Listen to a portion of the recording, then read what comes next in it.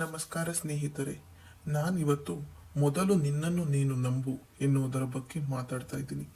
ಯಾಕಂದರೆ ನಾವು ಜೀವನದಲ್ಲಿ ಏನು ಮಾಡ್ತೀವಿ ಅಂತಂದರೆ ಎಲ್ಲ ವಿಷಯದಲ್ಲೂ ಬೇರೆ ಯಾರನ್ನಾದರೂ ಒಂದು ರೀತಿಲಿ ನಾವು ನಂಬಿರ್ತೀವಿ. ನಮ್ಮ ಮೇಲೆ ನಮಗೆ ಕಾನ್ಫಿಡೆನ್ಸ್ ಅನ್ನೋದೇ ನಮಗಿರೋದಿಲ್ಲ.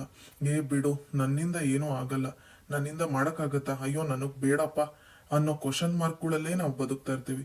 ಆದ್ರೆ ಇನ್ನೊಬ್ರ ಮೇಲೆ ಆ ನಂಬಿಕೆ ಇಟ್ಟಿರೋದ್ರಿಂದ ಇವ್ರು ಮಾಡ್ತಾರೆ, ಇವ್ರು ಮಾಡ್ಬೋದು ಅನ್ನೋದನ್ನ ಕಾನ್ಫಿಡೆನ್ಸ್ನ ನಾವು ಅವ್ರಿಗೆ ಕೊಡ್ತಾ ಇರ್ತೀವಿ ವಿನಃ ನಾ ಆ ಕಾನ್ಫಿಡೆನ್ಸ್ನ ನಾವು ತಗೊಳ್ತಾ ಇರೋದಿಲ್ಲ. ಹಾಗಾಗಿ ಈ ತಪ್ಪನ್ನ ಇವತ್ತೇ ನಿಲ್ಲಿಸಿ ಅಂತ ಕೂಡ ನಾನು ಹೇಳ್ತೀನಿ. ಮೊದಲು ನಿಮ್ಮನ್ನ ನೀವು ನಂಬೋದನ್ನ ಕಲೀರಿ.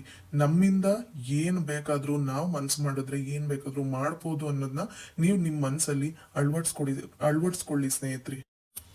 ಯಾವಾಗಲೂ ನಮ್ಮ ಬಗ್ಗೆ ನೆಗೆಟಿವ್ ಆಗಿ ಯೋಚನೆ ಮಾಡಿ ಬೇರೆಯವ್ರ ಬಗ್ಗೆ ಪಾಸಿಟಿವ್ ಆಗಿ ಯೋಚನೆ ಮಾಡೋದನ್ನು ನಾವು ಫಸ್ಟು ನಿಲ್ಲಿಸ್ಬೇಕು. ಯಾಕಂದರೆ ನಮ್ಮ ಬಗ್ಗೆ ನಾವೇ ನೆಗೆಟಿವ್ ಆಗಿ ಯೋಚನೆ ಮಾಡಿದ್ರೆ ಪಾಸಿಟಿವ್ ವೈಬ್ರೇಷನ್ ಎಲ್ಲಿಂದ ಬರುತ್ತೆ ಸ್ನೇಹಿತರೆ, ಅಲ್ವಾ? ಮಾತಲ್ಲಿ ಏನು ಬೇಕಾದರೂ ಗೆಲ್ಬೋದು, ಆದರೆ ನಮ್ಮ ಮೇಲೆ ನಂಬಿಕೆ ಇದ್ದಾಗ ಮಾತ್ರ ನಾವೇನಾದರೂ ಸಾಧಿಸ್ಬೋದು, ಅಲ್ವಾ ಸ್ನೇಹಿತರೆ? ಯಾರು ಏನು ಬೇಕಾದರೂ ಹೇಳಲಿ, ಮೊದಲು ನಾವು ನಮ್ಮ ಮೇಲೆ ನಂಬಿಕೆ ಇಡೋದನ್ನು ಮರಿಲೇಬಾರ್ದು ಸ್ನೇಹಿತರೆ.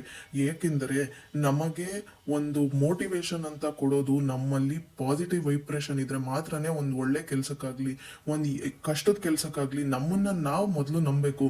ಮೊದಲು ನಮ್ಮನ್ನು ನಾವು ಸ್ಟ್ರಾಂಗ್ ಮಾಡ್ಕೊಬೇಕು. ಇಲ್ಲ, ನನ್ನಿಂದ ಇದಾಗತ್ತೆ, ನಾನು ಇದನ್ನ ಮಾಡೇ ತೀರ್ತೀನಿ ಅಂತ ನಾವು ನಮಗೆ ಚಾಲೆಂಜ್ ಮಾಡ್ಕೊಂಡಾಗ ಅಷ್ಟೇ ನಾವು ಮುಂದೆ ಬರೋಕ್ಕಾಗೋದು ಸ್ನೇಹಿತರೆ.